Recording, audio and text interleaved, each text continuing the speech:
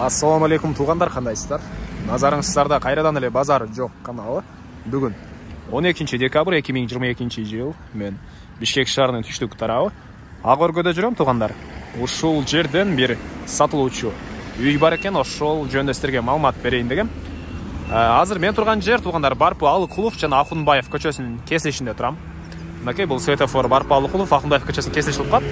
Ошол жерден түштүктү карай бир аз эле бассаңыздар, сол тарапка кирген мондай көчө бар. Ушул көчө менен киргендиктерде катардагы сол тараптагы экинчи үй, бүгүнкү чыгарылыштагы сатылуучу үй болуп калат тугандар. Анан бул жерге чейин көптөгөн деле маршруткалар менен келсеңиздер болот. Бул Акунбаев, Барпы Алыкулов бул жерге чейин деле Бишкек шаарынын бурч-бурчуна деле көптөгөн маршруткалар менен түз бара аласыздар тугандар. Негизинен Ак Өргө шаарга карайт. Бул район шаарга караштуу. Природный газ, центральный канализация бар тугандар. Негизинен жакшы район. Кечиресиздер, бир аз адашуулар болуп кетти. Эми мен сатылуучу үйгө карай жол алдым. Сиздер лайктан басып, өз оюңуздарды комментарийге жазып туруңуздар. Анан күн сайын Бишкек шаарынан Чүй областынан сатылуучу үйлөрдү көргүңүздөр келсе, подписаться баскычын басып кетиңиздер. Мынакей тугандар, келүү жолун түшүндүргөнчө, бүгүнкү чыгарылышта сатылуучу үйгө да жетип келип калдым. Бул үйүбүздүн көчө тарабы. Түштүк чек арасы мынакей бул кошунан кирпич заборунан башталат. Түндүк чек арасы бул даракка чейин. Бул пескоблоктон болгон забор бүткөн жерге чейин болуп калат. Көрүп турганыңыздардай көчө тараптан пескоблок менен забор кылынып жана темирден болгон мондай воротта орнотулган тугандар. Барпы Алыкулов тараптан киргениңиздерде деле катардагы сол тараптагы экинчи үй. Анан мектеп боюнча айтсак тугандар, түз чыксаңыздар 77-чи мектепке бара аласыздар. Мектеп деле жакын жерде жайгашкан, садиктер бар жана природный газ, центральный канализация, суу, свет бар экен, отопление, паровое отопление, көмүр менен жылыткан котел менен үйдү жылытат. Мына ушундай. Эми коросуна кирип калган маалыматтарды берейин тугандар. Бул мынакей коросунун көрүнүшү. Жеринин аянты 5.33 соток тугандар. 5.33. 5,5 жетпейт, 5.33. Документтер боюнча кызыл китеп, чек паспорт бар экен. Бул алды тарабы, кенен бир 2-3 болжол менен 2-3 машина баткандай жер, стяжка болгон. Бул жакта жер жемшеккенге жер жана арт тарабында навес, очокана. Бул жакта жаңы салган кирпичтен болгон үй жана бул жакта чоң, узун турасы 12-12 болгон үйүбүз бар экен. Стенасы саман. Ал жактагы үй жаңы салган кирпичтен болгон үйүбүздүн стенасы кирпич. Кирпичтен болгон үйүбүздүн стенасы кирпич. Кыскасы. Андан ары. Так, суу свет жөнүндө айттык тугандар. Негизи Ак Өргө деле жакшы район, Бишкек шаарынын түштүгүндө жайгашкан тугандар. Шаарга карайт. Так, эмне маалыматын беребиз? Эми коросуна кирип калган маалыматтарды берейин. Бул мынакей негизги кирүүчү эшиги.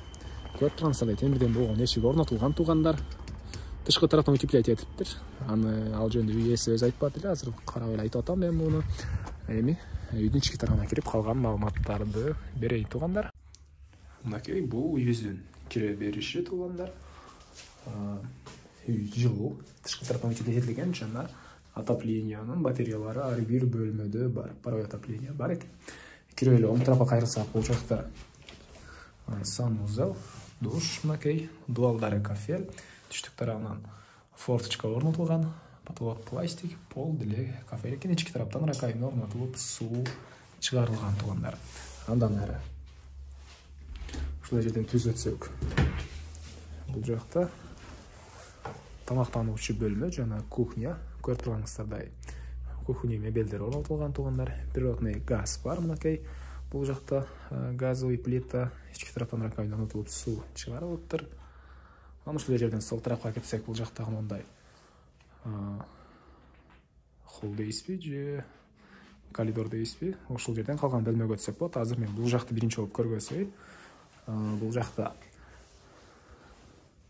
түштүк тараптан терезе орнотулган, отопление батареясы бар жана бул эки эшиктин бирөөсүндө кладовка. Окей, бул жакта кладовка. Экинчисинде отоплениянын котел жайгашкан бөлмө.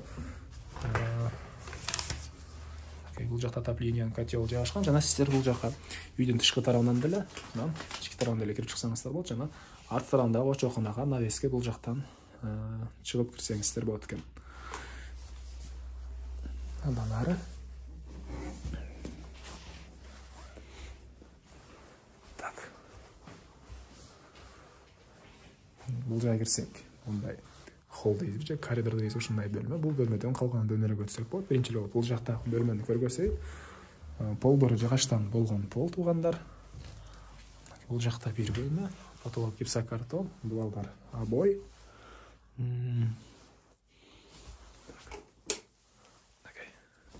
Ушул жерден оң тарапка кайрылсак, дагы бир мындай бөлмө жайгашкан.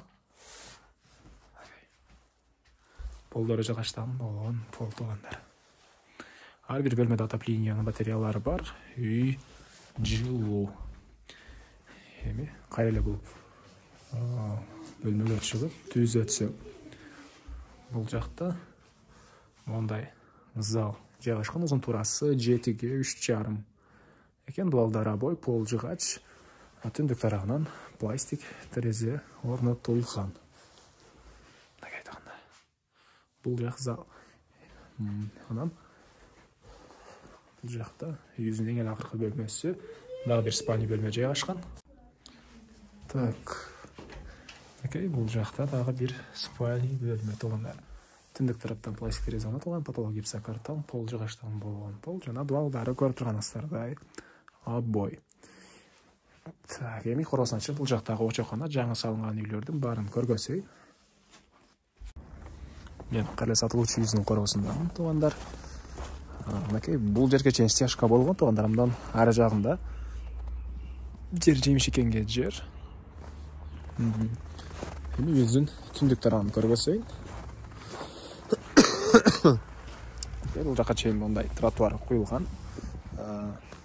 Бул жакта кошуна менен болгон чек ара мынакей көрүп турганыңыздардай забор, жана бул үйүбүздүн батыш тарабы. Батыш түндүгүндө мынакей узун туурасы 6-га 9 болгон жаңы эле салынган кирпичтен болгон үй туугандар.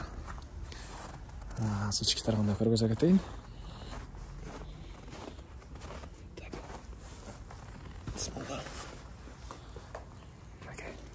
Бул ички тарабы. Киргенде бир бөлмө. Бул жакта дагы 2 бөлмө жайгашкан. Дагы 2 бөлмө жайгашкан. Андан ары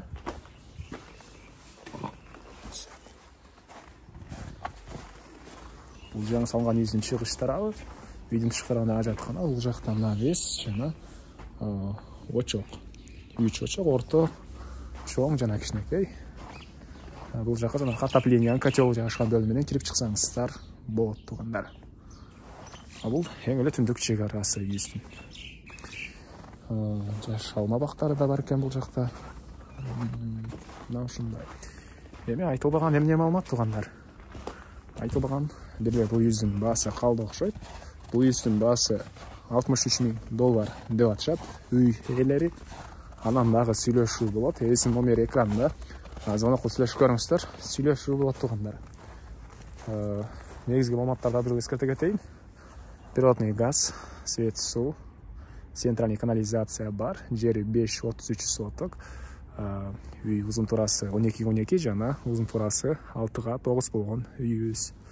Ак өргө, конушу мектеп анча деле алыс эмес, жакын жерде жайгашкан. Ушундай.